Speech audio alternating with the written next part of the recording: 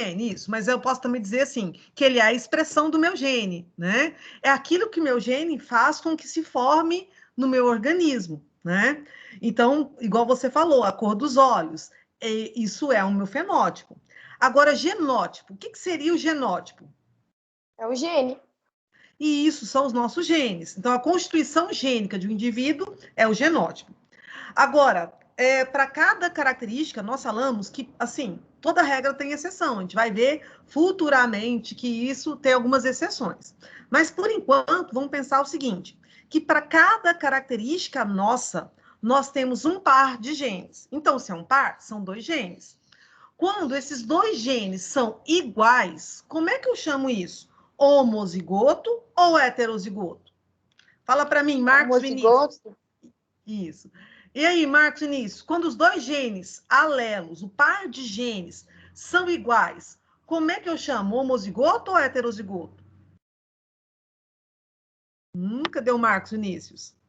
Aí não, Marcos Vinícius, só tá o nome mesmo logado aí? Ó, então, como a colega até já tinha respondido, quando os 2 genes alelos são iguais, eu chamo isso de homozigoto.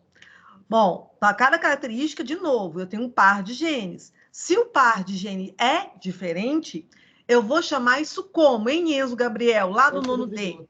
Quando o par de genes está diferente, eu chamo isso de homozigoto ou heterozigoto? Heterozigoto. Heterozigoto, isso mesmo, Enzo. Diferente. Homo significa igual. Bom, outra coisa, dominante e recessivo. Né? Dominante já vem na nossa cabeça, de dominar, de mandar, né? Uma coisa assim, nesse sentido. Então, o gene dominante é aquele gene que se sobressai. Então, ele se manifesta em homozigose. O que é homozigose? Quando os 2 genes alelos são iguais, ou ele se manifesta em heterozigose, quando os 2 genes alelos são diferentes um do outro. Agora, o gene recessivo. Recessivo seria o contrário do dominante. Então, o dominante ele vai dominar. Quando ele está presente, a característica que se manifesta é só a dele. O recessivo é como se fosse o gene mais fraquinho ali. Ele só vai se manifestar na ausência do dominante. Então, se não tiver gene dominante ali, se os 2 genes for recessivo, a característica recessiva se manifesta. Um exemplo, albinismo. Então, o indivíduo que é albino, ele tem um par de genes recessivos. Se eu tiver um gene recessivo e um gene dominante, eu não vou ser albina. Eu vou ser heterozigota, mas eu vou ter o meu fenótipo normal, tá? Por quê? Porque o gene dominante, né, faz com que tá presente ali, faz com que eu produza pigmentos, tá? Né? Tô sem micro? Como assim? Ah, quem que tá falando que tá sem micro? Agora, a gente vai falar de uma outra coisa. A gente só estava revendo essa parte dos conceitos que nós falamos na aula passada, né? Marcos Vinícius, você queria falar alguma coisa? Você levantou a mão? Quer falar alguma coisa, Marcos Vinícius? Não? Professora, acho que o Marcos Vinícius está tentando falar para a senhora que ele está sem microfone. Ah, sim, tá. Ah, por isso que eu chamei ele e não apareceu. Tá certo, Marcos Vinícius. Ok. Então, olha só. Nós falamos, né, nesses conceitos, né? E agora a gente vai fazer o quê? A gente vai entrar mesmo na genética. Então, por exemplo, esses conceitos que eu falei, eles são importantes para eu estudar a genética. Eu não sei se já está compartilhando para vocês a minha tela, tá lá Gregor Mendel aí, ou não? Sim, Sim, tá né? aparecendo. Então, ó, os conceitos que a gente falou, eu preciso saber, tá, esses conceitos. Até para ficar mais fácil, na aula passada, da semana passada, ela foi gravada, essa aqui também está sendo, né? E ela já está postada lá no GR8, tanto a aula quanto o slide, tá? Assim. Então, se tiver dúvida desses conceitos, dá uma olhadinha lá de novo, tem o slide, tem a gravação da aula, tudo lá, que é dessa revisão. Desse momento que a gente falou agora, bem rapidinho. Nós vamos começar agora a falar sobre Gregor Mendel. Bom, por que a gente está falando de genética e vai falar de Gregor Mendel, né? Esse cara, chamado de Gregor Mendel, ele é considerado o pai da genética, né? Genética tem pai, mas ninguém se fala de mãe dela, não. Por quê? Porque foi esse cara, conhecido como, né, Gregor Mendel, então esse senhor aí, que descobriu toda a genética. Só que um detalhe, para a gente ver o tanto que esse homem, né, foi assim abençoado por Deus na questão da inteligência dele. Né? Na época de Mendel, não se conhecia, né, a questão de DNA, não se sabia de DNA. Na época de Mendel, não se sabia que existia gene, não se sabia nada de gene alelo, par de gene, nada disso. E mesmo sem saber que existia DNA, que existia gene, Gregor Mendel, né, ele conseguiu desvendar toda a genética, e até hoje, toda a genética que ele desvendou é usada, é estudada, tá? Porque os estudos dele, mesmo sem conhecer DNA na época, né, foram aceitos e todos estão corretos, né? Bom, só que na época de Mendel, coitado, quando ele descobriu toda a genética, ele apresentou isso para a comunidade científica, né, para as pessoas ali, os cientistas, e todo mundo ficou assim, que é isso? Né? Ninguém entendeu nada, né? Por quê? Na verdade, Mendel é um puta gênio, né? Um cara super inteligente, que estava além das pessoas da sua época, né? Ninguém conseguiu entender direito aquilo ali. O que eles pegaram? Abriram a gaveta, colocaram o trabalho de Mendel e guardou. Depois que veio outros cientistas que descobriram DNA, descobriram genes, aí eles foram olhar o trabalho de Mendel e viu que tudo aquilo estava corretíssimo. Isso depois que Mendel já tinha morrido, há muito tempo, tá? Bom, então esse Mendel, ele é conhecido como o pai da genética, então foi ele que descobriu tudo de genética.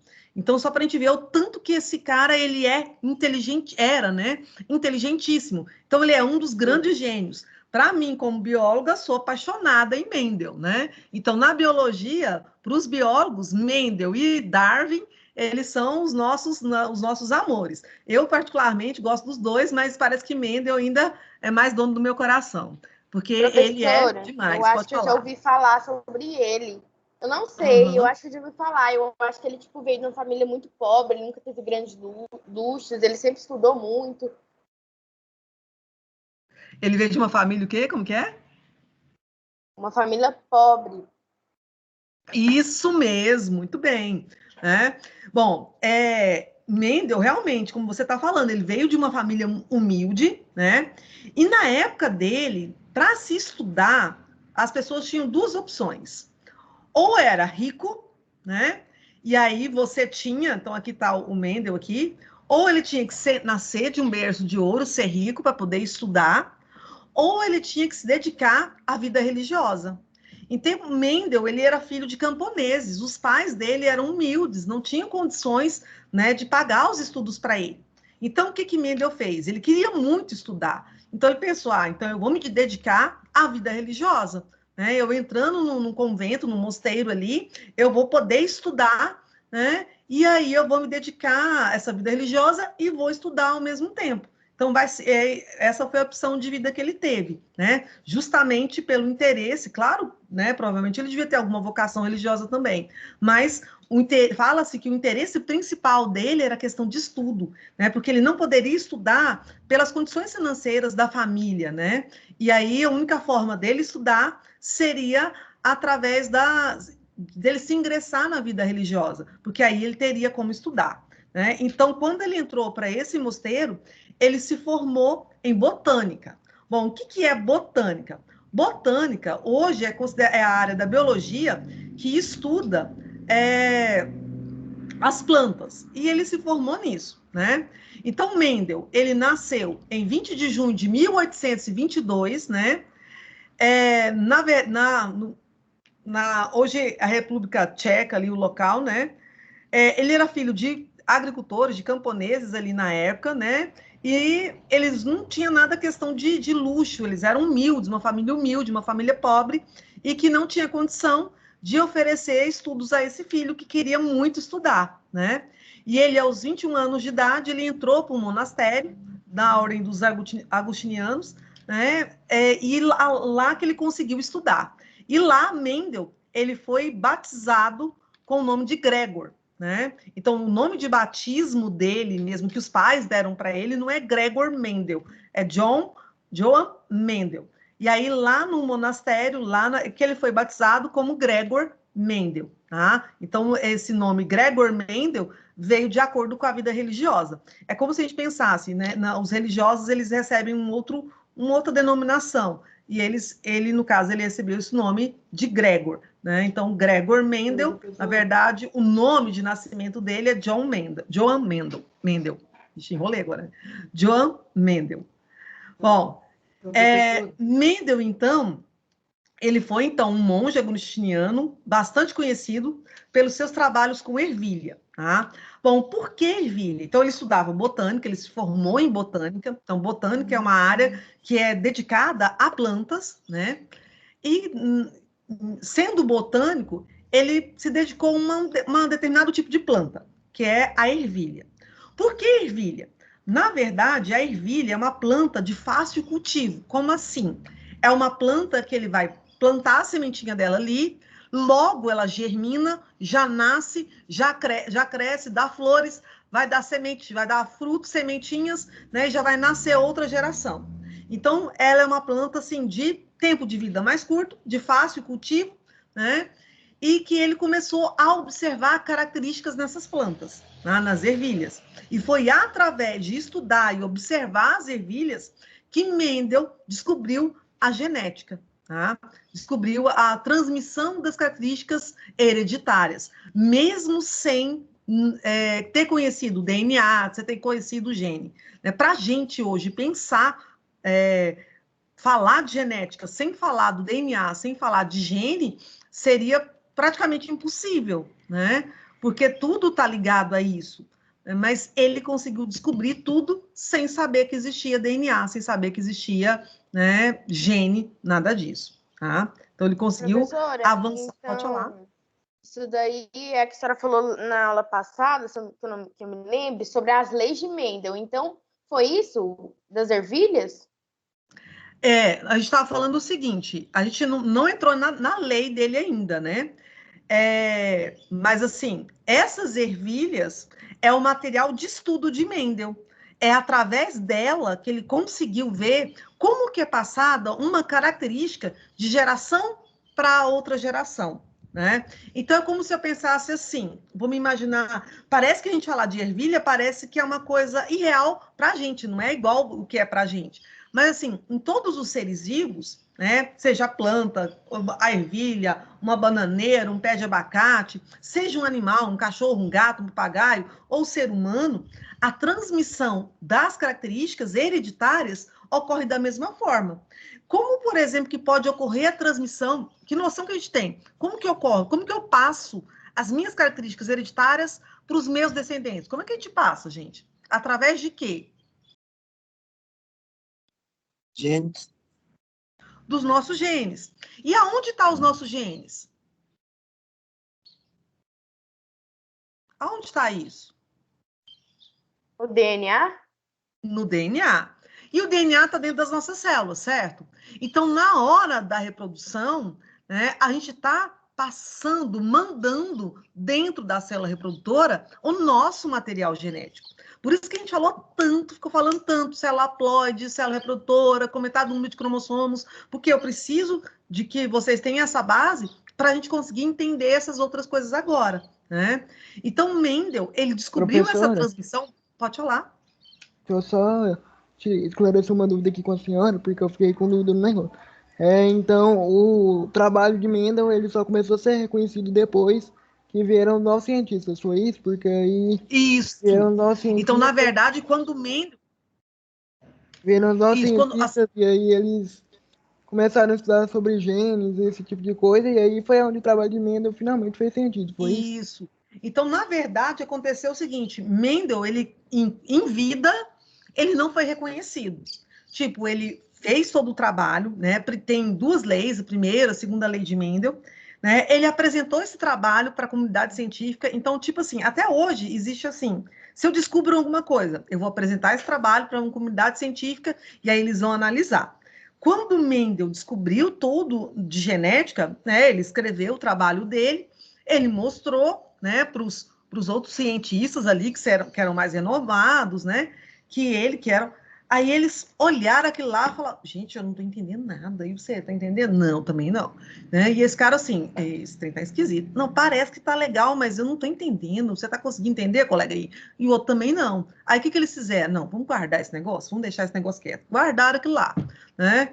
Aí passado, o Mendel já tinha morrido, passado anos ali, descobriram sobre DNA, descobriram sobre gene, e aí eles olharam aquele trabalho de Mendel. Aí eles colocaram, olhando esse trabalho, pensando em relação ao DNA, pensando em relação a gene, esse Mendel está totalmente certo, o trabalho dele está totalmente correto.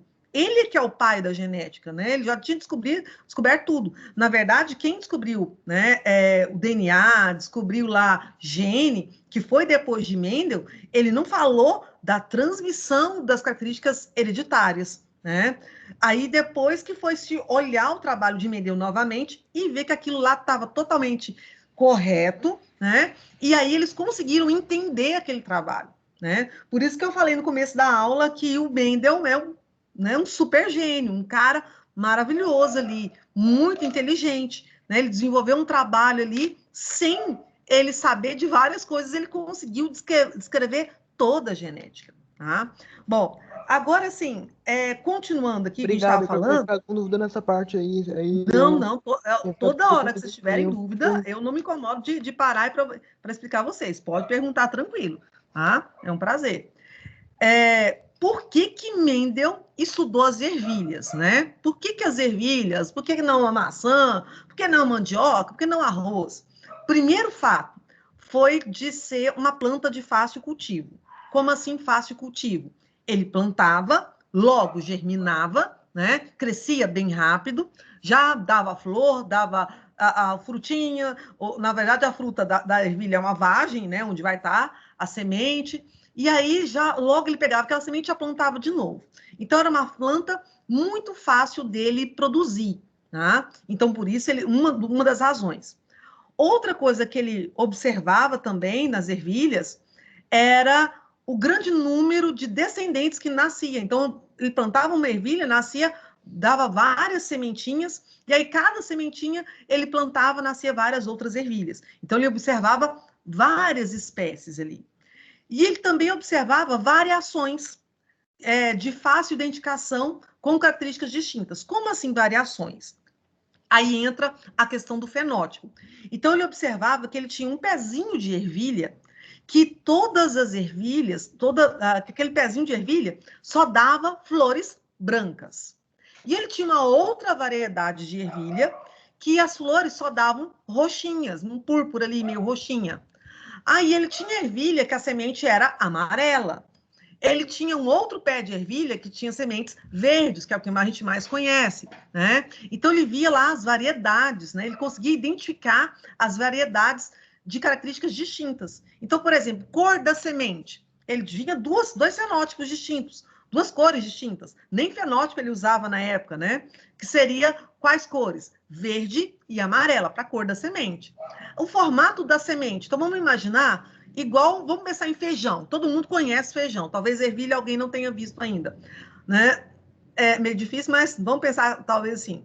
No feijão, a semente do feijão, a casquinha que envolve o feijão, ela é toda lisa. Então, a mesma coisa, ele tinha ervilhas, que aquele tegumento, aquela casca que envolve, né, a sementinha da ervilha, era lisa. E, ao mesmo tempo, ele tinha uma outra variedade de ervilha, que aquela casquinha da semente era toda rugosa. Tá? Então, ele via que tinha algumas variedades, né, que eram distintas, algumas características que se distinguiam, né, que ele conseguia ver ali muito fácil. Né? Outra vantagem, que é o que a gente falou, que é o ciclo de vida curto. Então, ele plantava, já nascia muito rápido, já dava flor, já dava fruto, semente logo, e já conseguia plantar de novo. Né? E a facilidade da polinização artificial. O que é isso, polinização artificial? Primeira coisa que a gente tem que saber, a ervilha, ela é uma planta, né? E ela dá flor, e a flor dela é hermafrodita. que é isso, flor hermafrodita? A flor, para quem não sabe, ela é o aparelho, no ano passado vocês estudaram isso, ela é o aparelho reprodutor dos vegetais, né?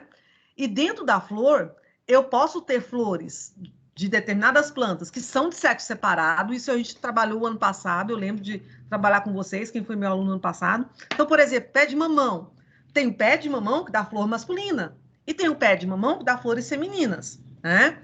Então, a flor dele não é hermafrodita, é de sexo separado.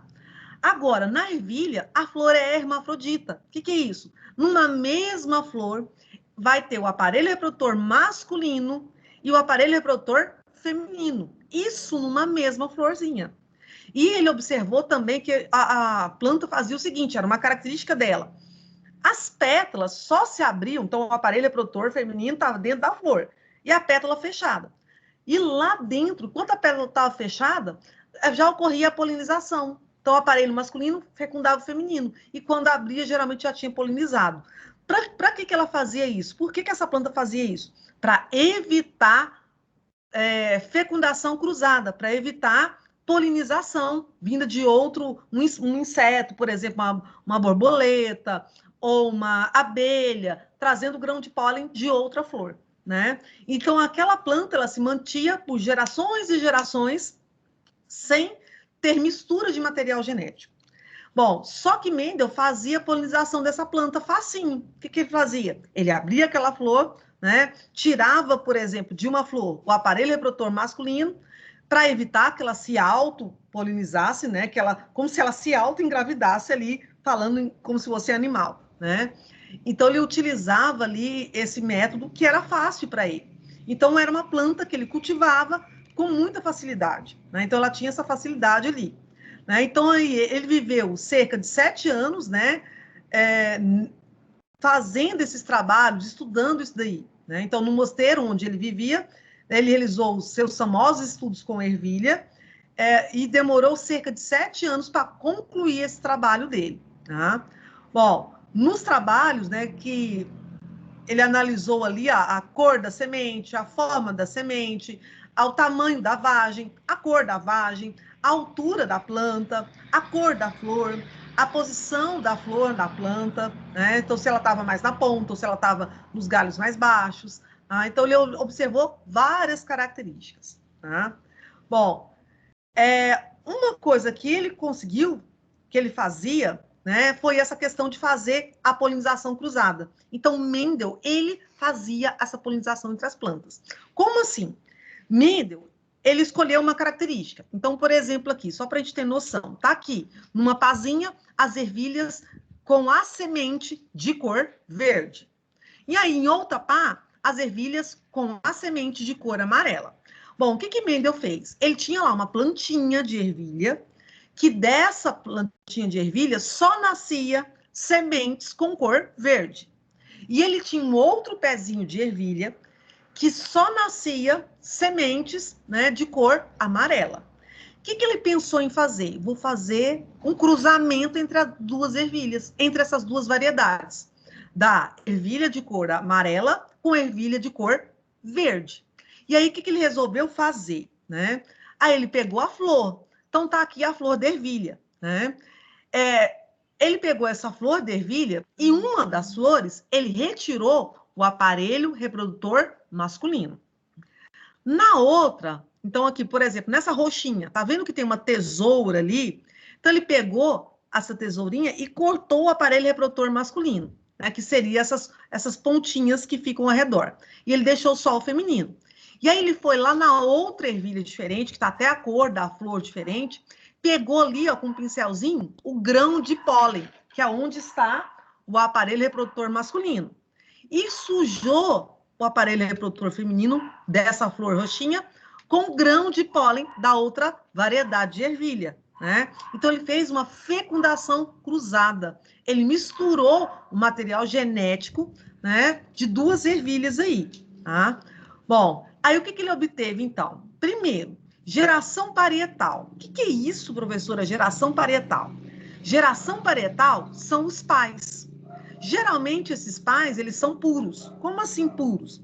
Então, aquela ervilha de cor amarela, E aquela ervilha de cor verde que foi cruzada, né, que ele fez aquele cruzamento lá com a flor, em todos os ancestrais dela, tá, eram de cor verde, né, e da amarela, todos os ancestrais de cor amarela, tá?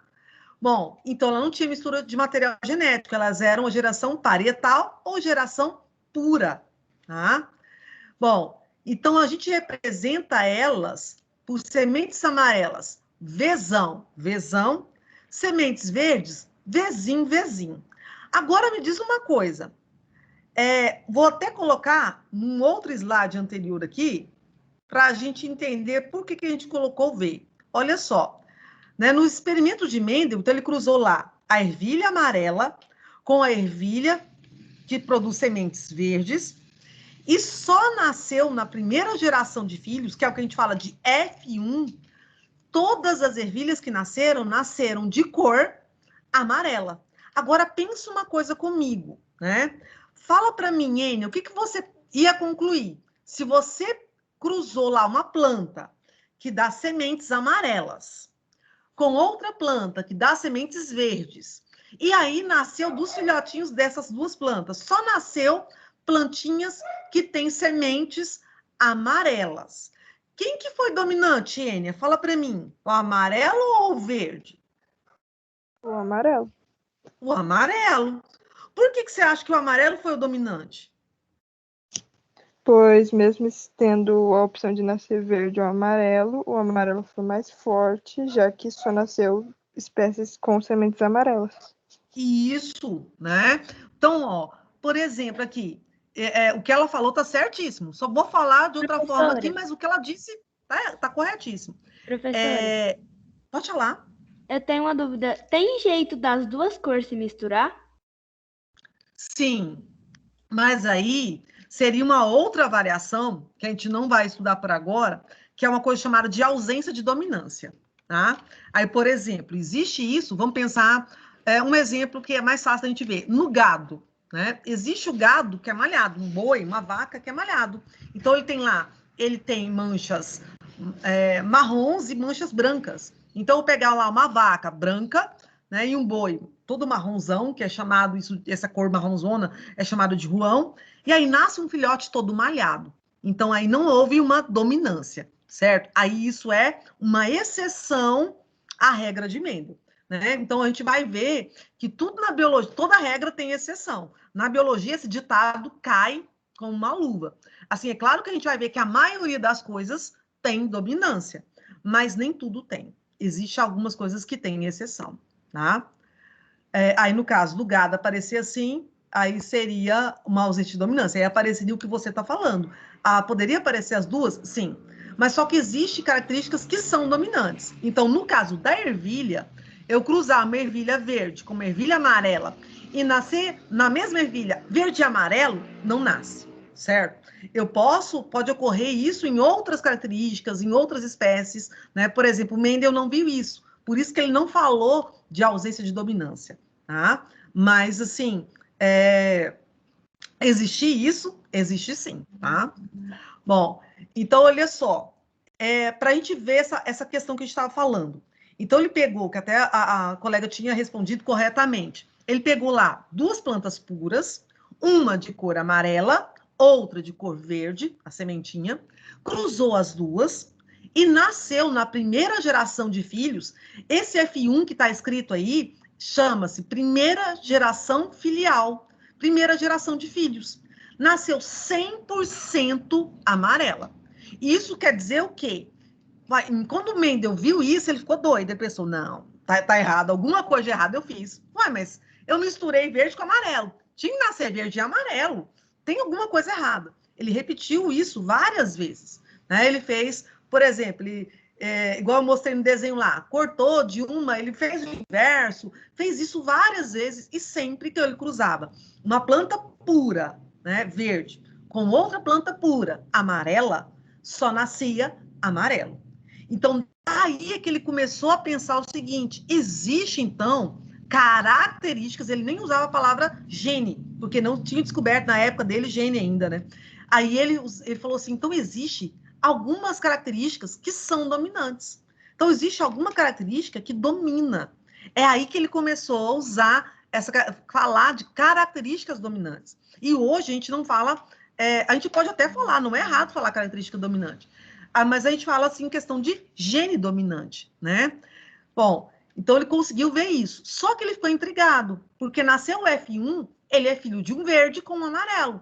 Então, para ele pensou o seguinte, mas esse primeira geração de filho, ela é filha de verde e amarelo. Então, alguma coisa do verde ela tem. Deve estar guardada ali, mas ela tem. Ela é amarela, mas alguma coisa do verde ela tem. É igual eu pensar o seguinte, é como se eu falasse assim, que a Giovana Oliveira, lá do 9º C, o pai dela tem o olho verde, a mãe dela tem o olho preto. Aí ela também tem os olhos pretos. Mas onde que está o gene do pai dela para olho verde? Ela não recebeu? Recebeu. Está dentro dela? Está dentro do DNA dela. Está ali guardado. Mas por que esse gene do pai da Giovana Oliveira, né? Eu estou falando aqui, nem conheço seu pai, Giovana, mas eu estou inventando a história aqui. Mas por que, então, que o gene de olho verde do pai da Giovana Oliveira, lá do 9º C, não se manifestou? Por que será, gente? Por que, Evelyn? Ajuda sua colega aí de sala, o Evelyn Larissa, lá do 9º C. Por que esse gene não se manifestou? Por que a Giovana Oliveira, eu inventei agora, nem sei quem é o pai dela, mas a Giovana Oliveira, o pai dela tem o olho verde, a mãe tem o olho escuro. E aí ela nasce de olho escuro, puxando a mãe. Cadê o gene do pai dela de olho verde? Onde que tá? Será que ela não tem, que ela não herdou? O que aconteceu? Por que ela não nasceu de olho verde? Né? Lembra? O gene da mãe dela predominou. Isso, Evelyn. Né? O gene da mãe dela foi dominante. A mesma coisa aconteceu aqui na ervilha. Né? Bom, aí o que Mendel resolveu fazer? Então, ele cruzou 2 plantas puras, nasceu o F1, que é a primeira geração de filhos. Aí ele pegou essa planta, que é o F1, ele sabe que ela não é pura mais. Por que não? Porque ela é uma mistura de 2 espécies de ervilha. Uma espécie de ervilha que tem semente verde e uma outra espécie de ervilha que tem semente amarela. E aí deixou essa planta se autofecundar. Tá? Então, o aparelho reprodutor masculino dela mesmo fecundou, né, o feminino. E aí, o que aconteceu? Quando ocorreu a autofecundação, ele obteve um resultado, né, diferente aqui em proporção. Como assim? Então, ele fez isso aqui, ó. Pegou lá. Vamos olhar essas bolinhas aqui. A semente amarela, né, e a semente verde. Aí, essa letra P quer dizer pura. E ele cruzou as duas. Aí, nasceu o G aqui, que é a geração... O G aqui seria os gametas. O que é gameta? Célula reprodutora. Lembra que célula reprodutora, que gameta não tem par de cromossomos? Se ela não tem par de cromossomo, ela também não tem par de gene, certo? Então, ela vai ter um gene só para cada característica, tá? Então, aí nasce o F1. O que é o F1? A primeira geração de filhos. Nessa primeira geração de filhos, vai herdar o gene Vzão do amarelo, que é o gene dominante, e vai herdar o gene Vzinho do verde, que é o gene recessivo. Então, o F1, os descendentes, né, os indivíduos F1 são Vzão, Vzinho. Eles não são puros, eles são o que a gente chama de híbrido ou heterozigoto. E aí, quando ele deixou ele polinizar, fazer o cruzamento entre eles, ele viu que nasceu amarelos, mas nasceu verde. Agora, olha a porcentagem. Se eu for olhar a porcentagem, nasceu 3 amarelos, 3 amarelos, está trocada aqui a corzinha com o nome, tá, gente? Tá, nasceu 3 amarelos para 1 verde. Então, continuou nascendo mais amarelo do que verde. Então, continuou nascendo mais dominante do que o recessivo, tá? Então, quando ele fez o cruzamento, ele observou que teve essa diferença também, certo? Então, na primeira lei de Mendel, ela é chamada de lei do monohibridismo. O que é isso? Mono significa uma característica só. Foi o resultado do cruzamento das ervilhas, né, durante várias gerações sucessivas. Ele fez cruzamento várias vezes, né, em várias gerações de ervilhas. E ele via sempre, né, o predomínio da cor dominante. Qual que seria a cor dominante? A cor amarela. Tá? Então, ele conseguiu observar que existia uma característica que era dominante. Né? como na época dele não existia ainda a questão do gene, ele falava assim, que cada caráter é condicionado por um par de fatores, porque ele não sabia que era gene. Está até entre parênteses aí, gene. Né? Pode falar? Em questão da chamada, é por causa que ela já está acabando. Sim. Tem alguma Meninos, palavra-chave? vamos colocar aqui Mendel, a nossa palavra-chave, e eu vou colocar a nossa chamada aqui no chat agora, tá? Porque ele já está no tempo limite, né? Eu vou colocar a chamada no chat agora. E caso alguém, parece que tem algumas pessoas que têm algum probleminha com o chat. Quem tem um probleminha com o chat, me manda mensagem, ô professor, me manda o link da chamada aí. Me manda mensagem no privado, no WhatsApp, tá? Que aí eu mando para você, ok? Então eu vou até colocar ela agora aqui no grupo. Só um segundinho aqui, deixa eu entrar